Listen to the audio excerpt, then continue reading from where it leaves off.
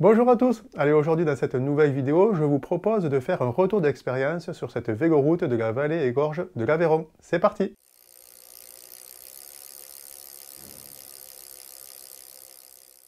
Alors, si tu n'as pas vu la vidéo de mon voyage sur cette véloroute de la vallée et gorge de l'Aveyron, je t'encourage évidemment à aller la voir. Tu as un lien qui s'affiche en ce moment même sur l'écran. Ça te permettra de découvrir mon petit voyage sur cette véloroute.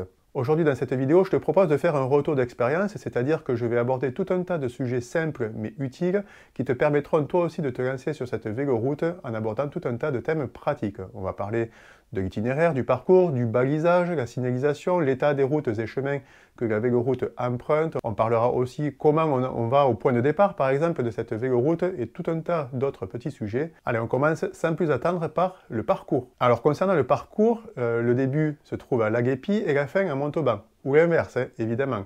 Donc, c'est une véloroute qui va passer par 3 départements. Et l'itinéraire dans sa globalité fait 85 km, si on le prend vraiment au sens strict du terme. Moi, lors de mon voyage, j'ai parcouru 117, mais c'est tout simplement parce que j'ai agrémenté la véloroute de quelques petits détours pour voir des choses assez sympas sur mon parcours. Ce qui est de bien sur cet itinéraire, c'est la variété des paysages, parce que comme son nom l'indique, ça va passer par la vallée, mais aussi les gorges de l'Aveyron. Donc vous allez avoir des paysages assez variés, et même un petit peu de ville, lorsque vous allez être par exemple à Montauban, ça vaut le coup de flâner dedans, de découvrir cette ville qui est quand même assez sympa. Cet itinéraire, il est facile, il est tout plat, ou presque, il est vraiment idéal pour les débutants ou pour les familles qui sont accompagnées par exemple d'enfants sur leur petit vélo ou avec une remorque, par exemple. Si vous voulez préparer votre itinéraire, vous pouvez télécharger bien évidemment des cartes pour le préparer. Vous en avez une qui s'affiche à l'écran. Vous pouvez télécharger cette carte officielle sur le site de l'Office du tourisme du Tarn-et-Garonne et vous pouvez aussi télécharger le fichier GPX sur le site France Vélo Tourisme. Si vous me demandez un message privé, je peux aussi vous donner le fichier GPX de mon propre voyage, mais il sera pas vraiment différent de ceux que vous pourrez télécharger sur Internet. On va parler maintenant de la difficulté. Alors cette véloroute, comme je le disais tout à l'heure, elle est quand même très facile puisqu'elle longe une rivière, donc c'est relativement plat. Par contre, attention, vous allez avoir ça et là des endroits où il va falloir grimper, notamment au niveau des villages perchés, comme Penne, Bruniquel, forcément, ce sont des pitons rocheux, donc pour les visiter, il faut aller à l'intérieur et du coup, ça grimpe un petit peu, mais c'est quand même relativement faisable. En plus, vous pouvez laisser le vélo à un endroit et puis aller visiter le village à pied, par exemple. Donc c'est quand même assez facile. Vous pouvez aussi bien sûr agrémenter votre voyage de petits détours comme j'ai pu le faire. Et là aussi, forcément, le dénivelé positif peut augmenter à son tour. Je pense par exemple à la route de la Corniche, qui est une petite variante de la véloroute, mais qui permet du coup de passer sur une corniche, donc du coup de surplomber la rivière. C'est assez joli. Vous avez aussi le Roc d'Anglars, en haut duquel je suis allé. Et là, c'est à Saint-Antonin-Nobleval. Vous avez une côte qui fait quelques kilomètres, alors qui n'est pas insurmontable, mais qui monte quand même un petit peu. Il ne faut pas se le cacher. Mais du coup, chaque fois que vous allez monter et que vous allez augmenter ce dénivelé positif, c'est toujours dans le but d'aller surplomber quelque chose, d'aller découvrir un panorama. Donc, la difficulté, elle est compensée, on va dire, par la récompense qui vous attend en haut. Mais voilà, ne vous attendez pas à quelque chose de difficile. C'est une véloroute qui est vraiment faite pour tous. Je vais vous parler maintenant des étapes. Comment organiser son voyage sur cette véloroute? Alors, je vous l'ai dit tout à l'heure, la véloroute fait à peu près 85 km. Moi, j'ai parcouru 117, donc on va dire une centaine de kilomètres, grosso modo. En ce qui me concerne, j'ai découpé mon parcours en 2 étapes. J'avais fait Laguépi jusqu'à Bruniquel et Bruniquel jusqu'à Montauban. Alors là, vous divisez forcément la distance par 2 à peu près. Si vous voulez vous la jouer un peu plus tranquille, faire des visites, moi je vous conseille de partir sur 3 jours. Ça vous permettra d'avoir un rythme beaucoup plus tranquille et de garder du temps pour vous prélasser, pour visiter les endroits par lesquels vous allez passer. Je vous propose par exemple de faire Laguépi, Saint-Antonin-Nobleval, Saint-Antonin-Nobleval, Bruniquel et Bruniquel, Montauban. Comme ça, vous allez avoir le temps chaque jour de passer par des villages médiévaux, voilà, de les découvrir tranquillement sans vous presser, et puis vous prendrez le temps comme ça d'évoluer à vélo aussi, donc c'est une bonne contrepartie. 3 jours, c'est pas mal. Je vais vous parler maintenant des revêtements. Quel est l'état des routes et chemins que vous allez emprunter? Ça peut être utile par rapport au type de vélo que vous avez. Est-ce qu'un vélo de route, par exemple, est adapté ou est-ce qu'il faut un VTT? Je vais vous répondre à cette question maintenant. Alors, cette véloroute, on va dire la majeure partie du temps, vous allez être sur des petites routes très peu circulées. Ces petites routes-là, alors elles ne sont pas en enrobé, c'est-à-dire que ce n'est pas un billard tout lisse, elles sont en enduit, c'est-à-dire un gravillonnage. Alors, il n'y a pas tous les gravillons, mais c'est quand même un revêtement qui est assez rugueux. Alors, voilà, un VTC c'est parfait, un vélo de voyage aussi, un VTT c'est peut-être un petit peu trop, un vélo de route ça conviendra parfaitement. Attention toutefois, vous allez avoir à un endroit aux alentours de Penne, Bruniquel, un passage sur une route départementale qui est assez circulée, où les voitures vont un peu vite. Heureusement, le passage n'est pas très long, mais il faut quand même être prévenu à l'avance pour faire attention. Également aussi, entre Saint-Antonin-Nobleval et Penne, vous allez avoir un tronçon qui, lui, n'est pas goudronné. Vous allez passer sur une sorte de chemin de halage, un chemin qui est en bord de rivière, hein, au bord de l'Aveyron. Alors, c'est très agréable, c'est au frais, c'est au calme, c'est séparé des voitures, mais c'est pas goudronné, c'est un chemin en cailloux. Donc, faites attention. Vous avez la possibilité, si vous préférez, de passer sur la route qui passe juste au-dessus de ce chemin en terre, en cailloux, mais oui, forcément vous serez sur la route, donc avec les voitures, c'est vous qui choisissez. Mais si vous avez vraiment qu'un vélo de route avec des pneus lisses, sachez que vous pouvez court-circuiter ce petit tronçon qui est en cailloux.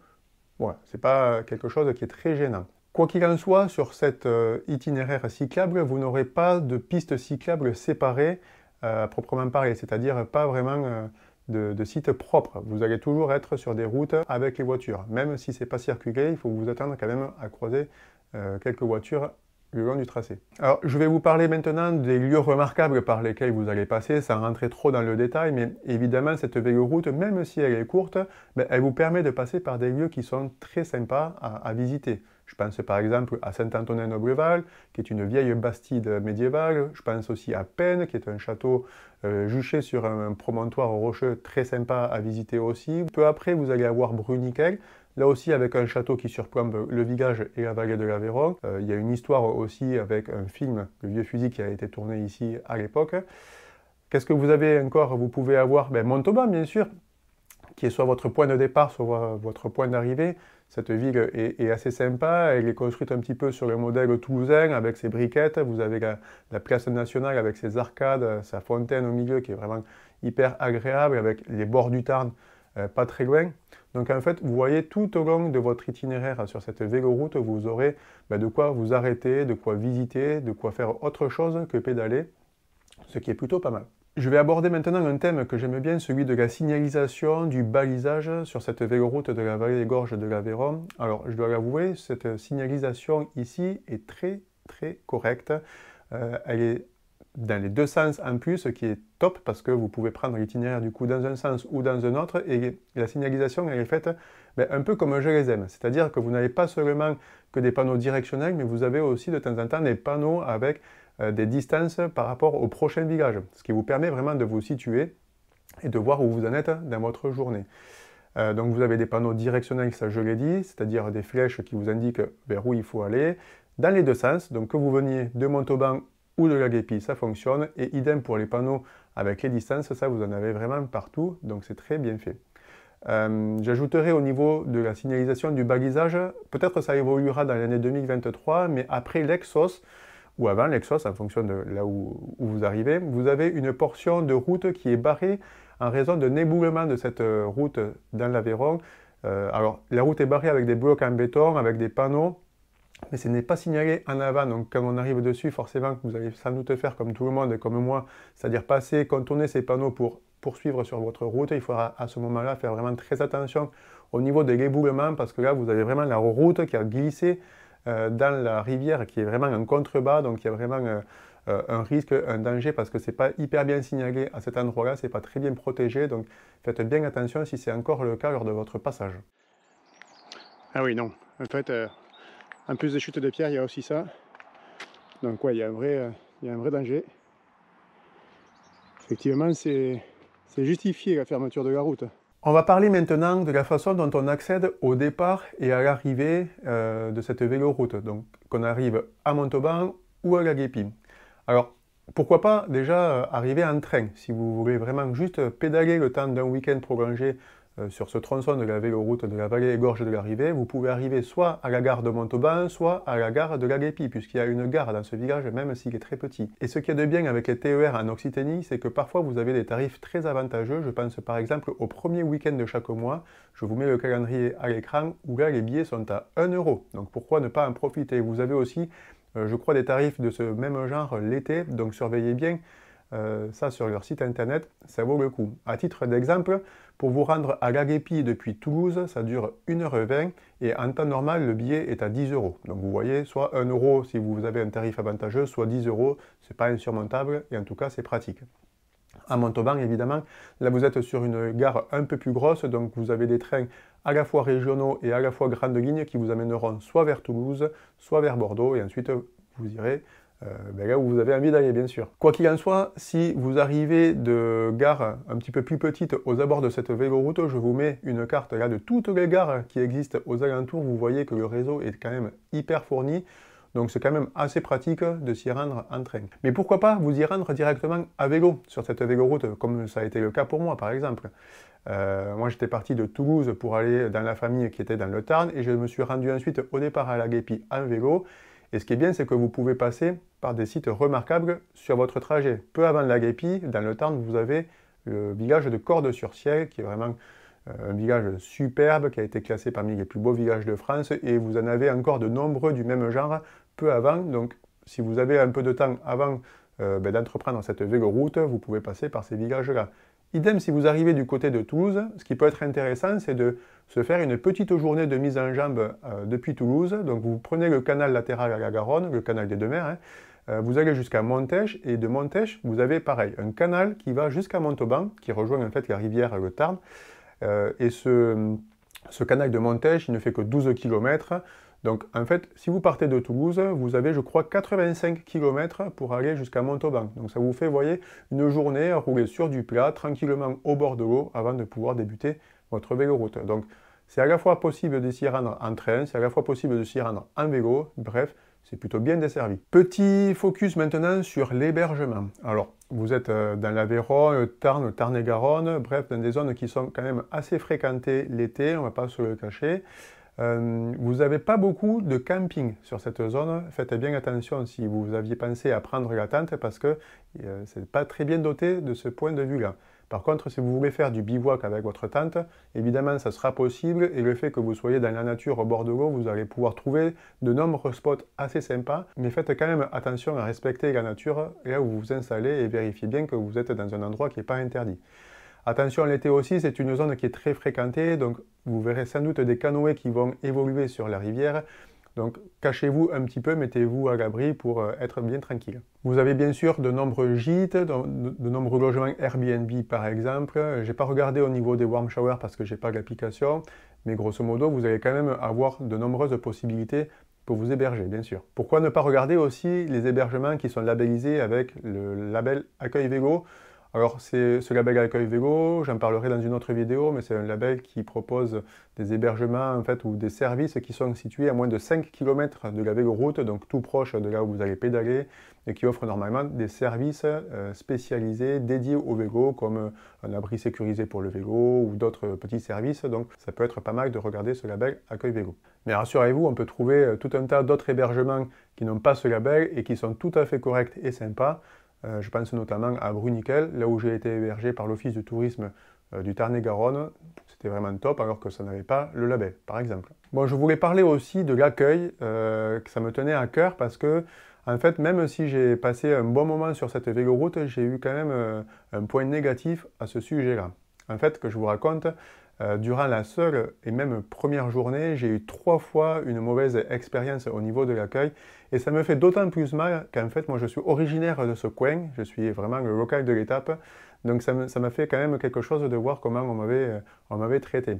En fait, je dis ça parce que comme j'étais un cycliste avec mes sacoches, on voyait clairement que j'étais quelqu'un de passage et pas un local. Et je ne sais pas si c'est à cause de ça que ça s'est mal passé, mais on m'a traité quand même d'une façon pas bien terrible, quoi. Je vais vous expliquer. En fait, par exemple, la première, c'était à Laguépi, au point de départ. Donc Laguépi, Antonin, qui est un cycliste que je connais, qui habite la région, m'avait proposé de me rejoindre pour me faire un petit coucou et boire un café avant que je m'en aille.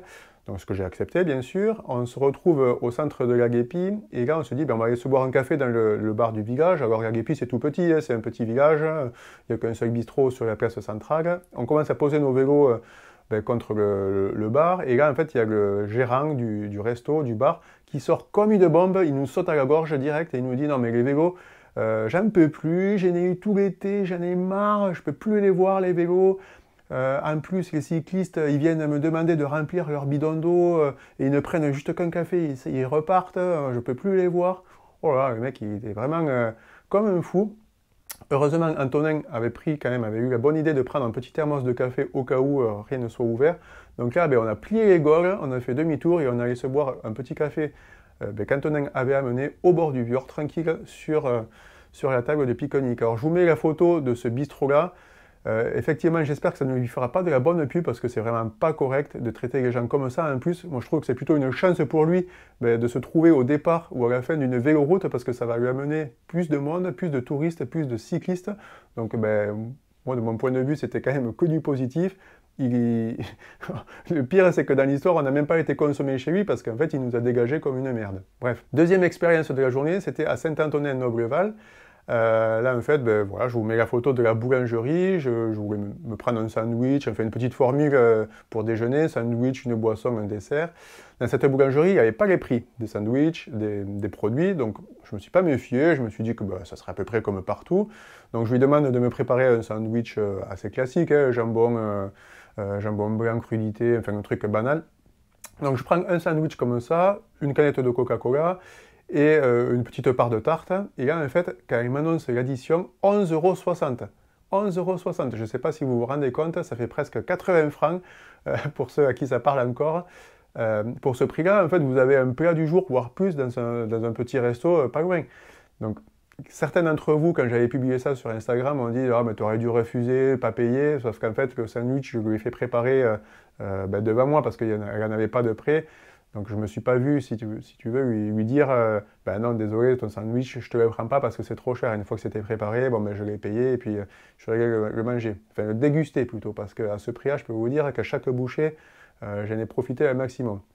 Mais voilà, c'est pas très correct. Alors d'une part, de ne pas afficher les prix et en plus de proposer des tarifs de ce niveau-là, quoi. 12 € pour une formule déjeuner, c'est clairement abusé. Troisième et dernière mauvaise expérience, c'est la même journée. C'est vrai que sur cette journée-là, j'ai été servi. Ça se trouve à peine. Je voulais filmer le village avec son château, avec le drone, pour avoir une vue aérienne. C'est toujours sympa, ça agrémente bien la vidéo.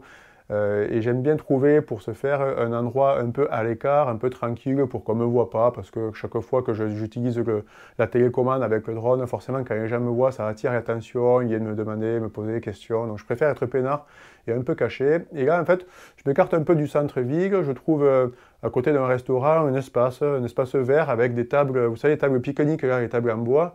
Donc ben, je me dis, ben, il y en avait plusieurs en plus de ces tables-là, donc je me dis, ben voilà, c'est un espace public, donc je pose mon vélo en fait contre une table, je mets le drone sur la table pour le faire décoller, je fais mes petites vidéos, et au moment de le refaire décoller, en fait, il y a la gérante de ce restaurant qui sort, et pareil, comme une bombe, et qui me dit ben, « Dégagez de chez moi, vous avez interdiction d'être là, c'est chez moi, je vous interdis de filmer mon restaurant. » Alors, je ne comprends pas du tout ce qui se passe, elle me dit « Vous êtes sur un domaine privé, c'est interdit. » Donc bref, la femme, elle était un peu dingo, elle a un peu pété un câble. Ben, je lui dis, excusez-moi, j'ai pas fait attention que c'était chez vous, il n'y a rien indiqué, sinon je ne serais pas rentré comme ça.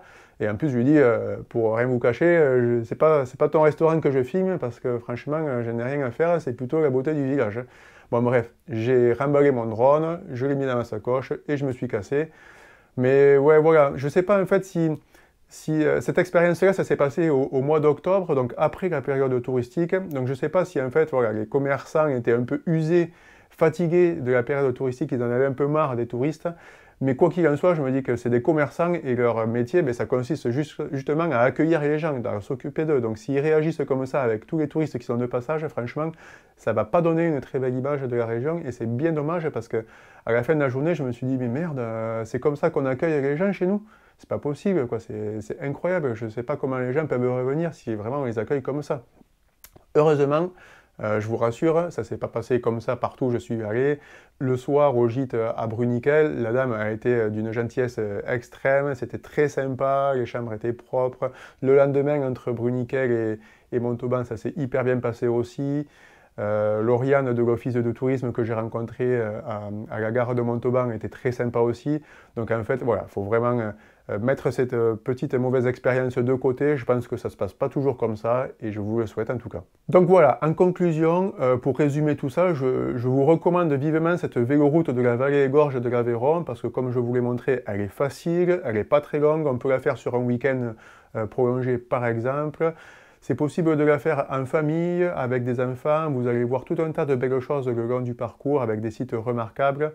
Les hébergements, c'est quand même plutôt bien fourni, la signalisation est très bien faite et les routes que vous allez emprunter sont en bon état et ne sont pas très circulées, donc vous allez toujours être en sécurité. En plus, les documents de l'Office du tourisme du Tarn-et-Garonne que vous pouvez trouver soit sur leur site internet, soit en version papier, ben, sont plutôt très bien faits, ils sont très complets, bien expliqués. Donc voilà, n'hésitez plus, lancez-vous et allez pédaler sur cette véloroute de la vallée et gorge de l'Aveyron. Et d'ici votre voyage, ben, n'hésitez pas à aller voir ma petite vidéo de ce voyage pour vous faire votre propre idée de cette véloroute. Allez, n'hésite pas à t'abonner si tu as aimé la vidéo, tu peux la liker aussi, la commenter, dis-moi ce que tu en penses. On se retrouve très bientôt pour une prochaine vidéo. Salut!